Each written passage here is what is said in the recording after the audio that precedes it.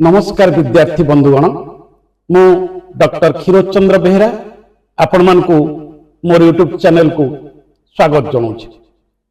विद्यार्थी बंधुगण आपण मानक मध्यरु केते जन विद्यार्थी विशिष्ट कथाकार गौरहरि दासंक घर गल्प संपर्क रे आलोचना करिया पे मते बारंबार अनुरोध करथिले। कमेंट बॉक्स रे तार उत्तर देवा को जाई मु कहितली जे घर गल्पटी मु पाउनी मते टिके समय दियंतु, किंतु आपण मानकर अनुरोध एते जोर थिला जे मु बाध्य होई शेषरे गौरहरि दास महोदय को घर गल्पर लेखक महोदय को मु अनुरोध करथिली एवं से तुरंत से गल्पटी मते व्हाट्सएप माध्यम रे पठेई देथिले। सेथिपई गौरहरि बाबू को मु मोर हृदय कृतज्ञता जनाऊँ, आपण मान तरफ मध्य कृतज्ञता जनाऊँ। घर गल्पटी घर गल्प संकलनर शीर्षक गल्प यह 2000 मसीह प्रकाश पाई। घर परी अनेक चर्चित गल्प उपन्यास नाटक भ्रमण कहानी जीवनर जलछपी परी गभीर अनुभव स्तंभ रचना गौरहरि बाबू रचना करछंती।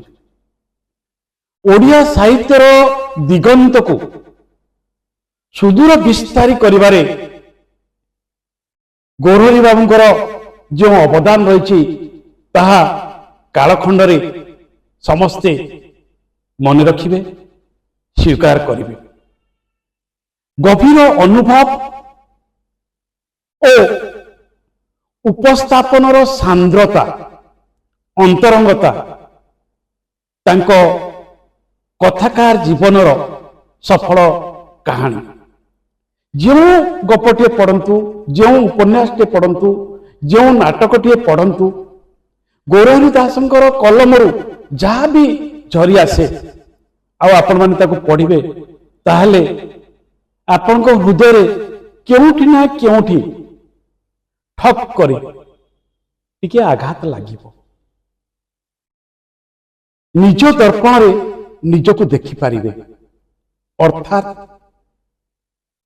तांकर सांद्र अनुभव इतने शक्तिशाली भावे कलम मनरे लेखि हो जाई थाए जे पाठक सेथिरे निजको खोजी थाए निज संपर्क रे सचेतन होई थाए निजको सेठी देखि थाए। ये जो अनुभवटी पाठकर ये अनुभवटी एक साधारण अनुभव नुहे। सही सांद्र अनुभव नहीं से जो गप गुड़िक लिखिछंती ता भितरे ए घर गोटे गप यह एक अति मार्मिक गल्प। ये गल्पटी जी भी पढ़िब से अतीत आमुख होगापाई बाध्य मेमोरी लेन को जीवापाई बाध्य। एपरी एक गप समस्त जीवन रे ये उत्थान पतन रही सफलता रही विफलता रही मुद्रा दुईटी पार्श्व। आमी जाको सफलता बोली भाबू हुए तो ताहा विफलता और आम जाको विफलता बोली भाबू हुए तो ताहा सफलता। तेणु अन्य दृष्टि में जहाँ सफलता लगे हुए तो निज पाई ताहा विफलता थाए एवं अन्य पाई जहाँ विफलता लगे हुए तो ताहा अजाणतरे आपणकर सफलतार कहानी व्याख्यान करिथाए। सेहीपरि गोटे अति संवेदनशील वक्तव्य घर गल्पर उपस्थापित होइछि। घर गल्पर नायक होउछन्ति मानगोविंद महापात्र। जे कोनसी एक ग्रामीण परिवार मध्यवित्त परिवार गोटे युग्म परिवार से होउछन्ति मनीष निदा मनीष। समस्त ଉତ୍ଥାନ ପତନ ଭିତରେ ସେ ତାଙ୍କର 3ଟି ପୁଅକୁ ପାଠ ପଢ଼େଇଛନ୍ତି ଏବଂ ସେମାନେ ସହରରେ ପ୍ରତିଷ୍ଠିତ ହୋଇଛନ୍ତି। କାଳର ଅବର୍ତ୍ତମାନରେ ମଝିଆ ପୁଅଟି ଗୋଟିଏ ଦୁର୍ଘଟଣାରେ ଇହଧାମ ତ୍ୟାଗ କରିଛନ୍ତି। ବାକି 2 ପୁଅ, ବଡ଼ ପୁଅ ବୁଢ଼ା, ସାନ ପୁଅ ଲିଟୁ। ବଡ଼ ପୁଅ ବୁଢ଼ା ଭୁବନେଶ୍ୱରରେ ରହନ୍ତି, ସାନ ପୁଅ ଲିଟୁ ରାଉରକେଲାରେ ରୁହେ ସପରିବାର। ମାନଗୋବିନ୍ଦ ବାବୁଙ୍କର ବହୁତ ଇଚ୍ଛା ଗାଁରେ ଘରଟିଏ ହୁଅନ୍ତା, ସେଥିପାଇଁ ସେ ସ୍ୱପ୍ନ ଦେଖନ୍ତି, ସେଥିପାଇଁ ତାଙ୍କ ସ୍ତ୍ରୀ ବି ସ୍ୱପ୍ନ ଦେଖନ୍ତି ଏବଂ ଏ 3 ଭାଇ ଏବଂ ବେଳେ ବେଳେ 2 ଭାଇ ତାଙ୍କୁ ପ୍ରତିଶ୍ରୁତି ବି ଦିଅନ୍ତି ଯେ ହଁ ଆମେ ଗାଁରେ ଘରଟିଏ କରିବା। କିନ୍ତୁ ମଧ୍ୟବିତ୍ତ ଜୀବନର ଚାପରେ ସେମାନେ ଗାଁରେ ଘର କରିପାରନ୍ତି ନାହିଁ, ସହରରେ ଘର କରିବା ପାଇଁ ଚେଷ୍ଟା କରନ୍ତି। ଗାଁରେ ଘର କରିବାର ପରିହାର୍ଯ୍ୟ ସମ୍ପର୍କରେ, ଗାଁରେ ଘର କରିବାର ପ୍ରାସଙ୍ଗିକତା ଆବଶ୍ୟକତା ସମ୍ପର୍କରେ 2 ଭାଇ ପ୍ରଶ୍ନ ଉଠାନ୍ତି। ତେଣୁ ଏଠି ଗୋଟେ ଆବେଗ ଆଉ ଗୋଟେ ବାସ୍ତବତା ସହିତ ସଂଘର୍ଷ ଦେଖେଇ ଦିଆଯାଇଛି। ଗୁଡ଼ାଏ ସଂଘର୍ଷ ଅଛି। ତେବେ ମୁଁ କାହାଣୀଟି ସଂକ୍ଷିପ୍ତରେ କହି ତାପରେ ଆପଣମାନେ କିପରି ତାକୁ ଆଲୋଚନା କରିବେ ସେ କଥା କହିବେ। ତେଣୁ 2 ଭାଇ ଚାହିଁ ନାହାନ୍ତି ଗାଁରେ ଘରଟିଏ କରିବା ପାଇଁ, ବିଭିନ୍ନ ଆଳ ଦେଖେଇଛନ୍ତି। କିଛି ଦିନ ସିଏ ମାନଗୋବିନ୍ଦ ବାବୁ ଭୁବନେଶ୍ୱରରେ ରହିଛନ୍ତି, ଆଉ କିଛି ଦିନ ସିଏ ରାଉରକେଲାରେ ରହିଛନ୍ତି। କିନ୍ତୁ ସବୁଠି ସେଇ ଗୋଟିଏ କଥା, ଯୋଉଠି ବି ସେ ଥିଲେ ଯେ ଗାଁରେ ଘରଟିଏ ହେବ। ଗାଁଟିଏ ଘରଟିଏ ହେବାର ଚାହିଁବାର 2ଟି କାରଣ ରହିଛି।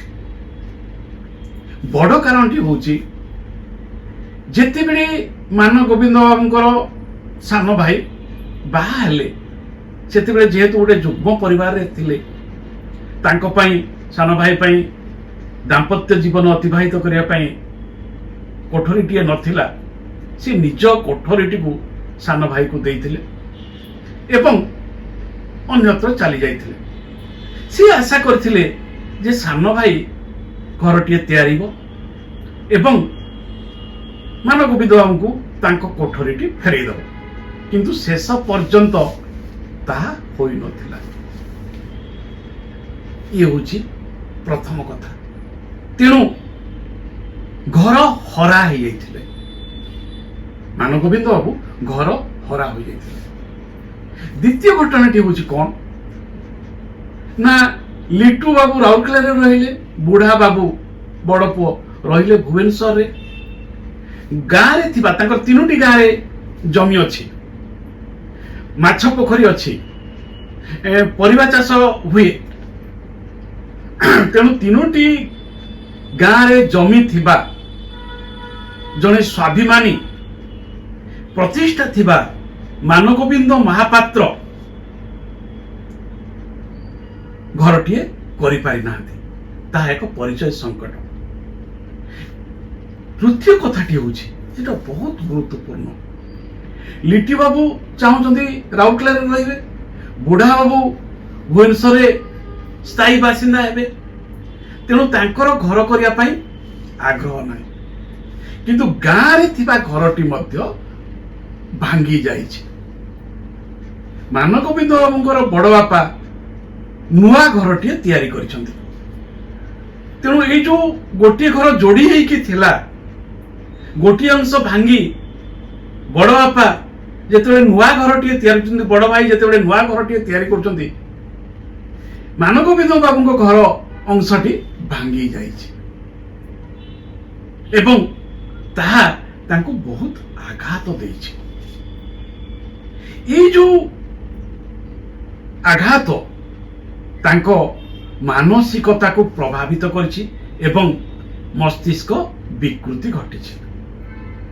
मस्तिष्क विकृति घटवा द्वारा से डॉक्टर राय को देखते भुवनेश्वर बुढ़ा बाबू औषध खाई किछि दिन भल हो तापर से गाँव को आई गाँव फेर से राउरकेला एवं राउरकेला रे आउ थे मस्तिष्क विकृति देखा देछि एवं से मस्तिष्क विकृति समय जिते लिट्टू बाबू बुढ़ा बड़ भाई बुढ़ा को फोन कर जे बापा कुआडे चली जाइछन्ति सकाळ दिसुना सबू खबर नियाई किंतु तांकर खबर पाई पार नांती बुढ़ा बाबू बस रे राउरकेला जाउछन्ति राउरकेला सकाळे पहुंचन्ति खोजुछन्ति खोजिकी पाउनांती शेष रे बुढ़ा बाबू भाबुछन्ति जे बापा हुए तो गाँ को चली जाइते गाँ को चलते पारंते एवं से माने गोटे आंबासाडर कार धरी दुई भाई गाँ को आउछन्ति रास्ता रे अन्य लोक माने पचाउछन्ति केही भी जानि नांती जे मान गोविंद बाबू गाँ को आइछन्ति किंतु जेतेबेले घरे पहुंचन्ति जानि पारछन्ति जे मान गोविंद बाबू गाँ को आसिछन्ति बापा गाँ को जाइछन्ति गाँ रे पहुंचछन्ति किंतु घरे नांती दी भाई खोजी खोजी लिटू सान गोटे आड़ को खोजी जाइछि किंतु बुढ़ा बाबू मन कर बापा हुए तो सेठी थिबे पुराना घरे एवं संध्या समय हो जाइछि जिते से पुराना भंगा घर पाखु जाउछन्ति देखुछन्ति जे बापा सेठी से भंगा घरे कांथ को आउजी बसिछन्ति जोठी से बही पढ़ती जोठी से तांको माँ सहित कथबार्ता होती जो पिंडारे बसी सी अगणित स्वप्न देखते बुढ़ा बाबू जिते बड़े बापा को छुई देइछन्ति देखिछन्ति तांको देह शीतल हो जाइछि ये होछि कहानी एवं जिते बड़े देखुछन्ति शीतल हो जाला परे आ गोटे कथा है किछि कागज सीठी पड़ी से कागज रे घरर नक्शा अछि एवं नक्शा अनुसार कोठरी गुड़िक तैयारी होइछि एवं कोठरी भितर को कोठरी रे लिटू रहिबे को कोठरी रे बुढ़ा रहिबे आउ को कोठरी रे किए रहिबो से गुड़िक सब लिखित होइछि कागज नक्शा सत घर हेई पारि नै किंतु शेष पर्यंत दी भाई बुढ़ा और लिटू कहते जे घर तैयार जाइए गोटे मिछ प्रतिश्रुति मिछ स्वप्नटे देखी दिखाई मान गोविंद बाबू ये हूँ गल्पर कहानी कौन रही आपण माने स्नातकोत्तर ओडिया रे ये बहीटीर ये गल्पटीर प्रश्नर उत्तर लिखिबे केते कथा ए भितरे रही केते कथा प्रथम कथाटी होची पीढ़ी व्यवधान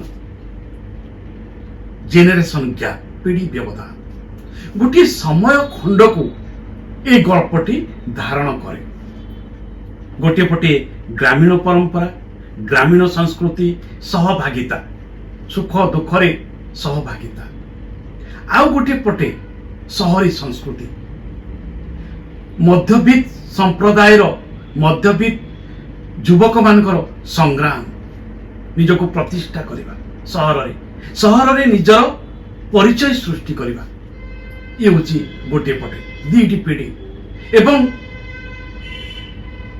उत्तर पीढ़ी बा नूतन पीढ़ी केमिति निजर सामर्थ्य थिले मध्य से कहते जे 30,000 टंकार घरटे तैयारी हो पार से जीपीएफ रु 15,000 टंका उठे पारे आउ 15,000 टंका कोठु पाइबे एवं से बाहाना करुछन्ति जे पाठ पढ़ा रही घर पढ़ा रही ये रही से रही तेणु आ संभव हो ना तेणु सहर आकर्षण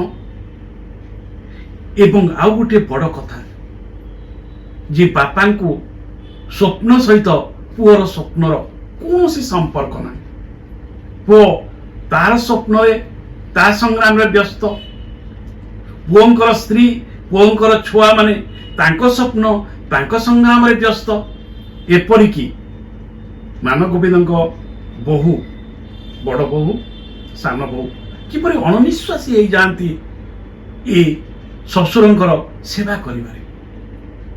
ଏଇ ଯୋଉ ଜଟିଳ ସାମାଜିକ ସମ୍ପର୍କ ଗୁଡ଼ିକୁ ଅତି ସାବଲ୍ୟ ଭଙ୍ଗୀରେ ଅତି ଚମତ୍କାର ରୂପକଳ୍ପ, ସେ ଗୋଟେ ଚାକୁଣ୍ଡା ଗଛ କହୁଛନ୍ତି, ରାସ୍ତା କଡ଼ର ଚାକୁଣ୍ଡା ଗଛ, ଥିଲେ ଭଲ ନଥିଲେ କିଛି ନାହିଁ। ଏହା ହଉଛି ବାର୍ଦ୍ଧକ୍ୟର ପରିଚୟ, ଏହା ହଉଛି ବୁଢା ବାପାର ପରିଚୟ।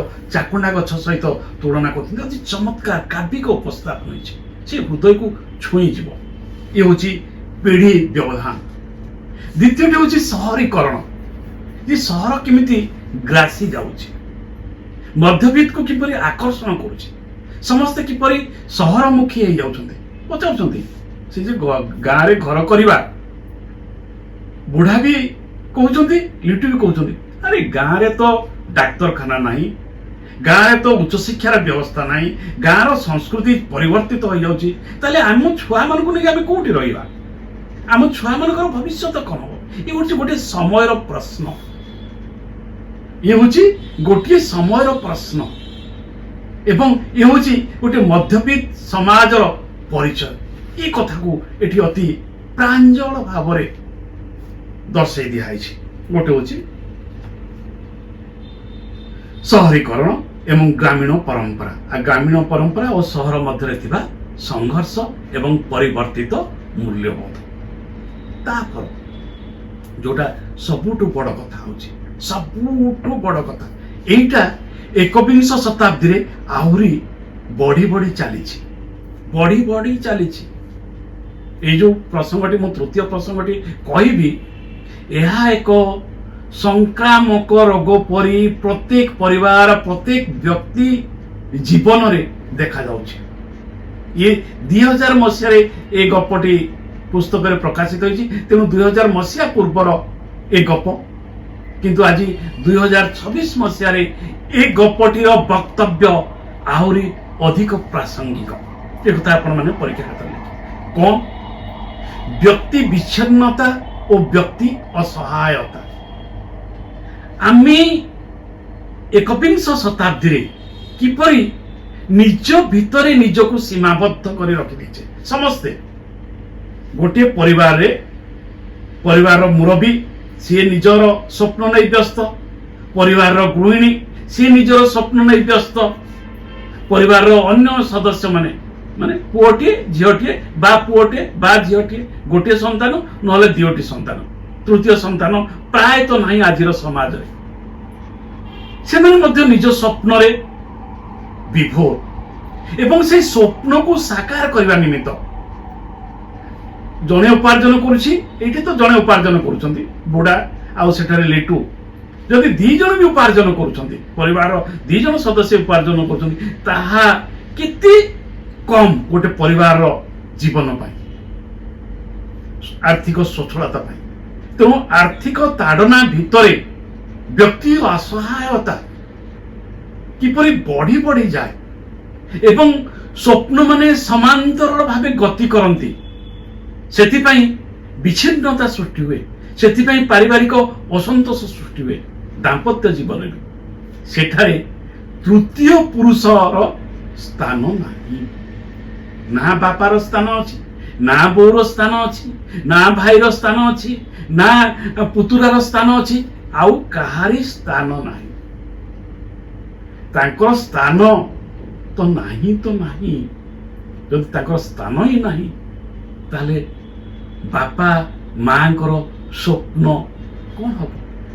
ସେମାନେ ଯୋଉ ସର୍ବସ୍ୱ ତ୍ୟାଗ କରିକି ପୁଅଟିକୁ ମଣିଷ କରିଛନ୍ତି ଏବଂ ପୁଅଟିକୁ ମଣିଷ କଲେ କେତେ ଖୁସିରେ ସେମାନେ ରହିବେ, ଏଠି କହୁଛନ୍ତି।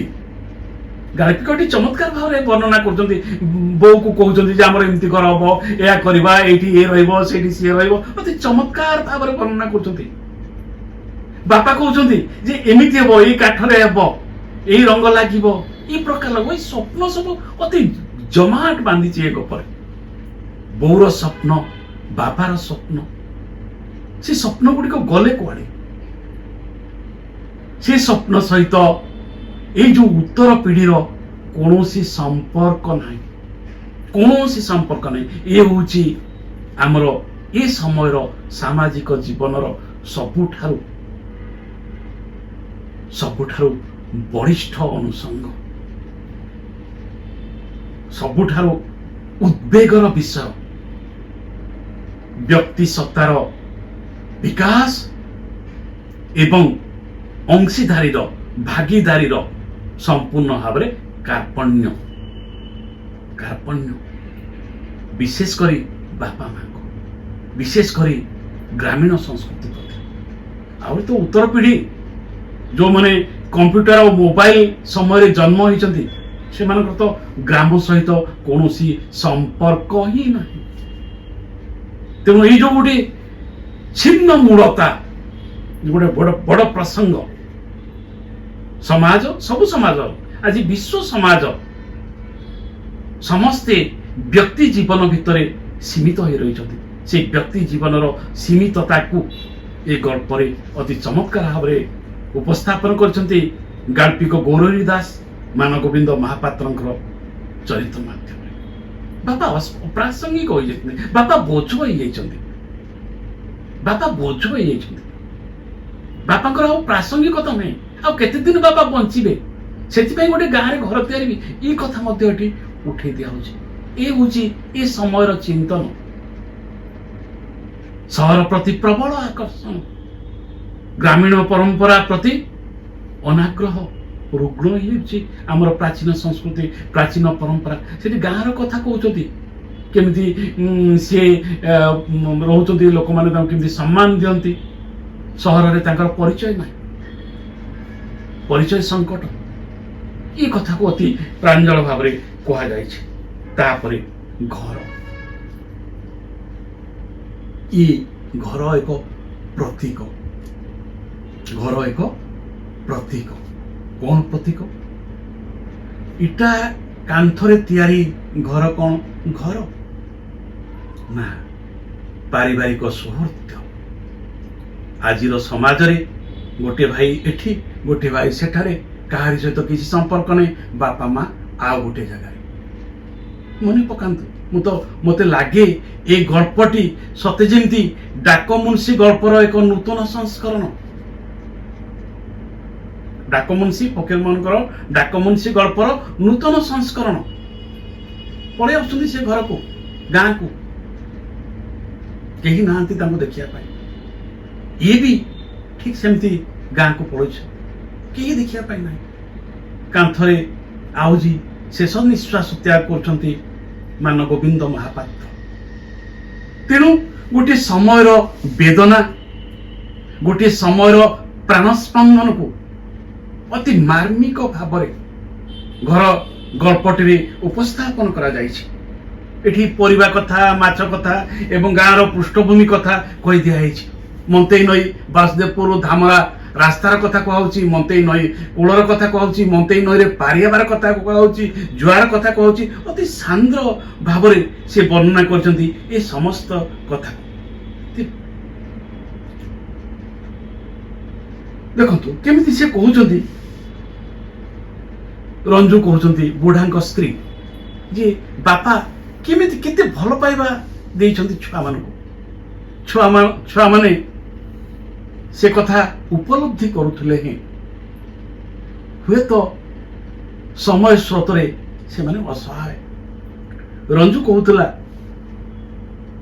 कही तुम्हें ऑफिस कला परे केते बेले पुओ फेरिबो पचारि व्यस्त कर पकाते विरक्त हेले घर भितर लुचि जाई निज हाथ पादर रूम उपाड़ते साम पिला परी खट तले पशि जाते गोटे पार्थक्यर असहायता डाक्तर राय कही संदेह और परिचय संकट विकृति आसी जो वाक्यटी ये समय कथा कौन संदेह और परिचय संकट समस्त निकट में आज परिचय संकट एवं निज स्वप्नर संकट निजर स्वप्नर पृथ्वीटी आम पाई पारुना से आम संकट में पड़ जाइछु आपन ताको गाँव में छाड़ी दिंतु से भल हो मु प्रेस्क्रिप्शन नहीं बाहरी आसुली से पुणी डाकी कही शुणु ये औषध पत्र तो देवे मात्र सकाळे आपन ऑफिस जीवा आगु और संजरे ऑफिस रु फेरिबा जाए फेरिबा परे